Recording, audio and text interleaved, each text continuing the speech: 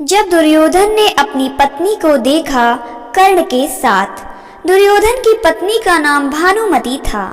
भानुमति के कारण ही यह मुहावरा बना है, कहीं की ईंट कहीं का रोड़ा। भानुमति ने कुनाबा जोड़ा। भानुमति काम्बोज के राजा चंद्रवर्मा की पुत्री थी। राजा ने उसके विवाह के लिए स्वयंवर रखा था। स्वयंवर में शिशुपाल, जरासंध, रुक्मी, वक्र और दुर्योधन और कर्ण समेत कई राजा आमंत्रित थे।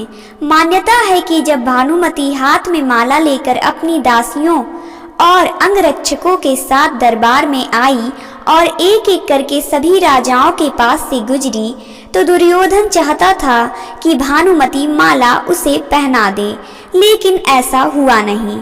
दुर्योधन के सामने से आगे बढ़ गई भानुमति।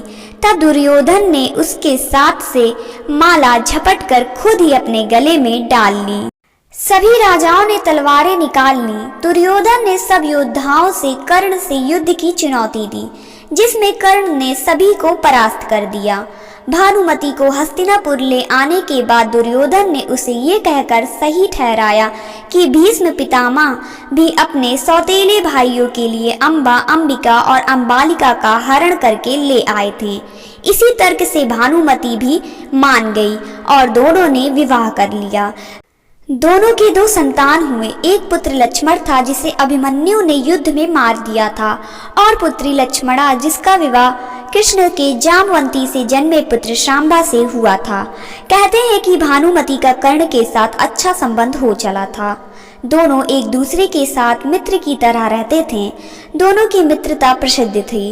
कर्ण और दुर्योधन की पत्नी भानुमति एक बार शतरंज खेल रहे थे।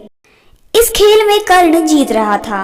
तभी भानुमति ने दुर्योधन को आते देखा और खड़े होने की कोशिश की। दुर्योधन के आने के बारे में कर्ण को पता नहीं था, इसलिए जैसे ही भानुमति ने उठने की कोशिश की, कर्ण ने पकड़कर बिठाना चाहा। भानुमति के बदले उसके मोतियों की माला कर्ण के हाथ में आकर टूट गई। दुर्योधन तब तक कमरे में आ चुका था। दुर्योधन को देखकर भानुमति और कर्ण दोनों डर गए कि दुर्योधन को कहीं कुछ गलत शक ना हो जाए, परंतु दुर्योधन को कर्ण पर बहुत विश्वास था। उसने सिर्फ इतना कहा कि मोतियों को उठा ले, और वह जिस उद्देश्य से आया था उस संबंध में कर्ण से चर्चा करने लगा।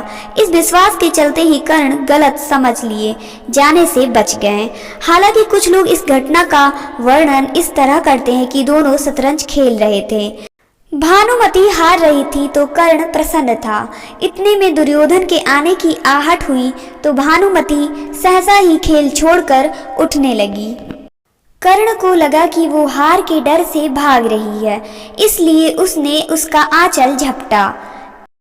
अचानक ही की गई इस हरकत से भानुमति का आंचल फट गया और उसके सारे मोती भी वहीं बिखर गए। ऐसे ही समय कर्ण को भी दुर्योधन आता हुआ दिखाई दिया। दोनों शर्म से मरे जा रहे थे और उन्हें डर सता रहा था कि अब दुर्योधन क्या समझेगा।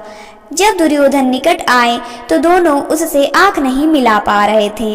तब दुर्योधन ने हंसकर कहा कि मोती बिखरे रहने दोगे या मैं तुम्हारी मदद करूं मोती समेटने में।